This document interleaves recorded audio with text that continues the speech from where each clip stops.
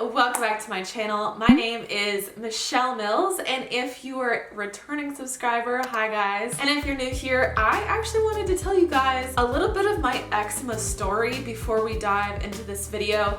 If you've heard it before, you can skip forward, but if you are new here, I do just want to tell you that I feel you. I guess if we start from the beginning, I have had eczema since I was a really little kid. Had it as a baby, had it really bad in middle school, used topical steroids in middle school, and then it kind of was pretty chill for high school and college. Like, I had some patches, it was kind of annoying, but like it was not severe. So I had to take a bunch of rounds of antibiotics when I was in college. Well, about 3 years after that, which I'm starting to realize has been a pattern for a lot of people, about 2 to 3 years after taking antibiotics, you end up with eczema. Fast forward, it's 2017 and I developed super severe eczema. I was really stubborn. I wanted to figure out how to heal naturally because I knew enough about the body and food that I really wanted to heal through food. So I went to YouTube and started trying to learn what I could from people on YouTube, probably like you're doing right now. I ended up finding Karen Fisher's book on Amazon. It's a very strict, like low salicylate diet and stuff. And I was like, okay, this is going pretty good. I was on it for about a month, but it was still not healing that fast. So I literally spent all day, all night for months, like researching food and researching eczema to understand the relationship between the immune system, the liver, the adrenal systems, like trying to figure out how everything played into eczema, and developed my own diet called the Gut Healing Eczema Protocol. That diet was able to get my eczema to heal in like 3 months. It worked fast because I needed it to work fast. However, the next year I ended up coming back and it was pretty severe that year too, but that severity only lasted maybe like 2 months. I learn lessons every time I get it back. So like one time it was candida, one time it was stress. Most of the times for me it's stress. Flash forward to now, I have a very good understanding about eczema. Every time I get a flare, I know exactly why it's there. I now want to teach you guys how to reduce inflammation in 24 hours. So whether that's eczema or arthritis or generalized inflammation, I know enough that I can give you some tips to feel less inflamed in about 24 hours. So if you guys are ready, let's jump on in. The very first tip I have for you is drop the chip bags, drop the crackers, stop eating processed foods for these 24 hours and go to whole foods. There's a lot wrong with processed foods when it comes to refined sugars, refined flours, inflammatory oils. If you guys haven't seen it already, I just put out a video called 5 Worst Foods for Eczema, and it does go over things like inflammatory oils. So if you need to know specifically what foods to eat for the next 24 hours to reduce inflammation, you might want to head over to that video after you finish watching this one because I have a lot more tips for you guys. The second tip I have for you is to take a dead sea salt bath.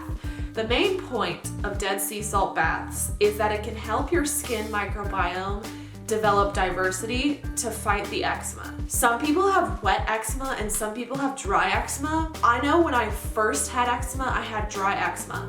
I had to moisturize it with olive oil and tea tree oil, and I had to put on shea butter constantly. But the next few times I had eczema, it was wet eczema, which I know for me was from candida. Like right now, my eczema, I would die if I put some sort of moisturizer on it. It does not deal well. So the dead sea salt bath is good for both dry and wet eczema. It's just especially good for wet eczema. So if you think you have candida, a dead sea salt bath is going to help you a lot.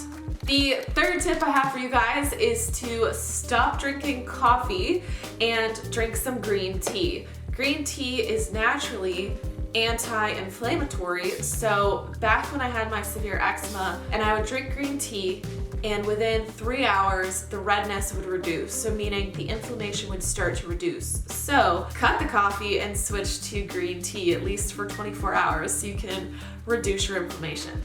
The fourth tip I have for you guys is to find some bone broth and drink it or make it into a soup. There's a lot of good amino acids that are in bone broth. It helps repair leaky gut.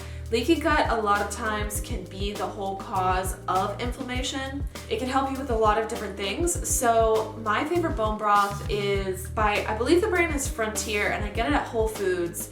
It's in a container and there's usually like an animal on the front of it. So I always buy either the mixed one or the one that has the cow on it. I always like to make the gut healing super soup, which is a recipe that I have on my website, coachmichellemills.com. On the blog, I have the recipe for the gut healing super soup. That soup, like I had a girl, she was in my Empowered Eczema program and she made that soup like every day for 2 weeks and her eczema completely cleared. Like she had it on her stomach. I don't know, it was insane. So anyway, I really like the gut healing super soup. If you eat that, that's gonna help you out a lot as well. The fifth tip that I have for you guys is to grab your phone, put a timer in for 10 minutes, and I want you to just sit there.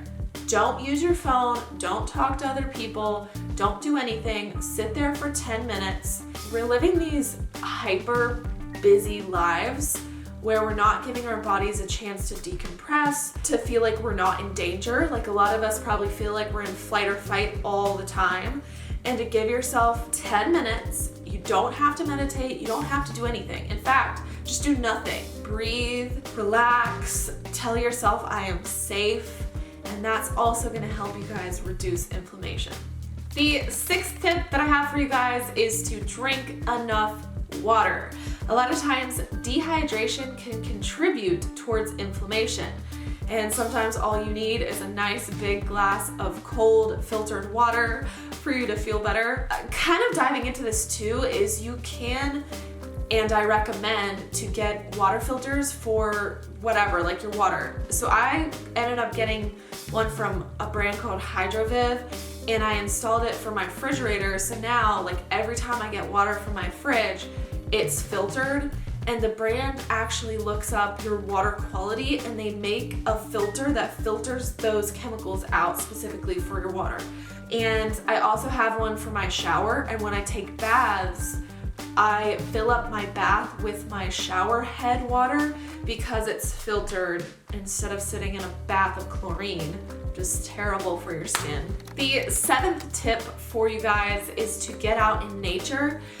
There is this philosophy, this idea called grounding or earthing. There's an exchange of energy that happens when you are like barefoot or you're like touching the ground or rocks or whatever, like nature. The beach is like such an excellent place to ground.